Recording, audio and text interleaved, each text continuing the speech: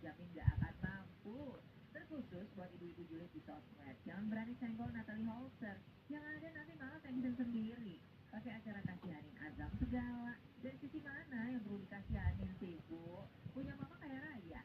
Minta apa aja langsung dibeliin saat itu juga. Belum lagi tunjangan dari Papa Sule. Penyale. Kasihan anaknya, gue gak perlu dikasihanin. Anakku makannya salmon. Sekolah dianterin naik mobil, pulang naik mobil. Apa yang dikasihanin sama anak aku? Ibunya kayak Raya. Pulang kerja tinggal minta mau apa aja beli.